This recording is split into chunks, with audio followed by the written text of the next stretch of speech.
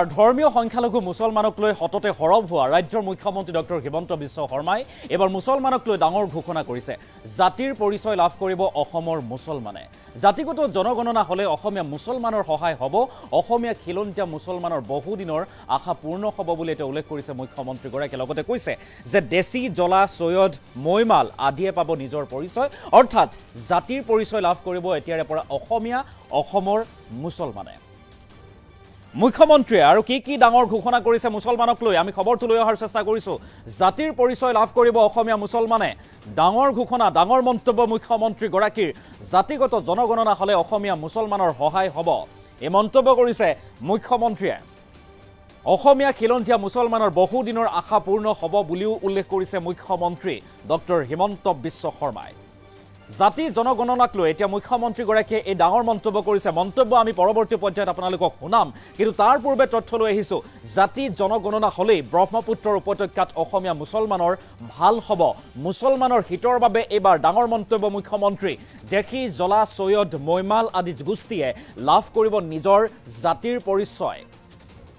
বৰাকৰ খিলঞ্জীয়া মুসলমানখিনিৰো উপকাৰ হ'ব জাতি জনগণনাত। জাতি জনগণনা হ'ব বুলি উল্লেখ কৰিছে। আৰু প্ৰস্তাৱিত জাতি জনগণনাক আদৰণি জনাইছে মুখ্যমন্ত্ৰী ডক্টৰ হিমন্ত বিশ্ব শৰ্মাই। অসমৰ মুসলমানক লৈ এবাৰ ডাঙৰ ঘোষণা।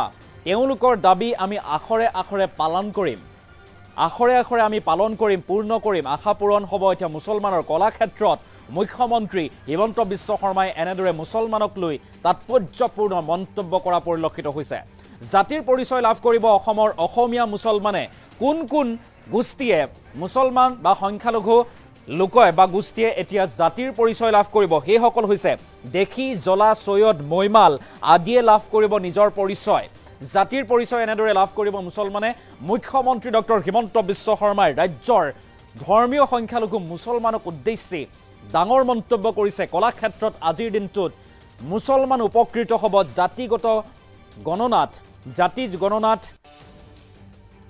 মুসলমান উপকৃত হ'ব, তেওঁলোকৰ বহুদিনীয়া আশা পূৰ্ণ হ'ব বুলি ডাঙৰ মন্তব্য কৰিছে। তাৎপৰ্যপূৰ্ণ মন্তব্য মুখ্যমন্ত্ৰী ডক্টৰ হিমন্ত বিশ্ব শৰ্মাৰ। মন্তব্য লৈ আহিছো।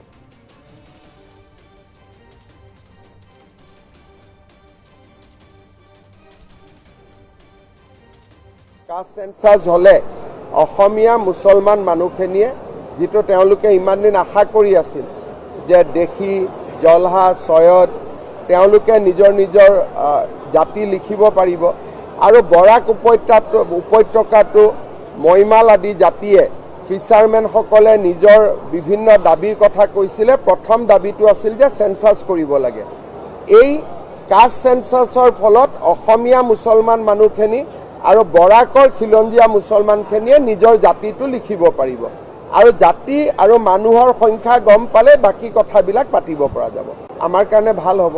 আৰু কাষ্ট সেন্সাস হলে অসমীয়া মুসলমান মানুহখিনিয়ে যেটো তেওঁলোকে ইমান দিন আশা কৰি আছিল যে দেশী জলহা সৈয়দ তেওঁলোকে নিজৰ নিজৰ জাতি লিখিব পাৰিব। আৰু বৰাক উপত্যকাটো মৈমাল আদি জাতিয়ে ফিচাৰমেনসকলে নিজৰ বিভিন্ন দাবীৰ কথা কৈছিলে। প্ৰথম দাবীটো আছিল যে সেন্সাস কৰিব লাগে। এই কাষ্ট সেন্সাসৰ ফলত অসমীয়া মুসলমান মানুহখিনি আৰু বৰাকৰ খিলঞ্জীয়া মুসলমানখিনিয়ে নিজৰ জাতিটো লিখিব পাৰিব।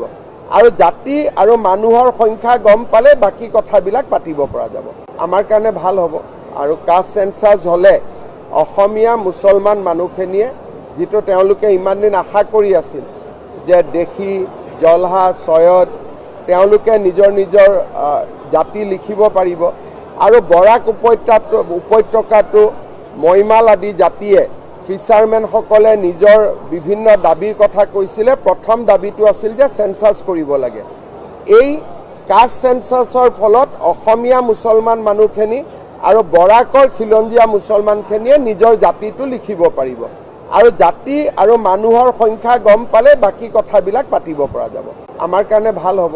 আৰু কাষ্ট সেন্সাস হলে অসমীয়া মুসলমান মানুহখিনিয়ে যেটো তেওঁলোকে ইমান দিন আশা কৰি আছিল যে দেশী জলহা সৈয়দ তেওঁলোকে নিজৰ নিজৰ জাতি লিখিব পাৰিব। আৰু বৰাক উপত্যকাটো মৈমাল আদি জাতিয়ে ফিচাৰমেনসকলে নিজৰ বিভিন্ন দাবীৰ কথা কৈছিলে। প্ৰথম দাবীটো আছিল যে চেঞ্চাছ কৰিব লাগে। এই কাষ্ট চেঞ্চাছৰ ফলত অসমীয়া মুছলমান মানুহখিনি আৰু বৰাকৰ খিলঞ্জীয়া মুছলমানখিনিয়ে নিজৰ জাতিটো লিখিব পাৰিব আৰু জাতি আৰু মানুহৰ সংখ্যা গম পালে বাকী কথা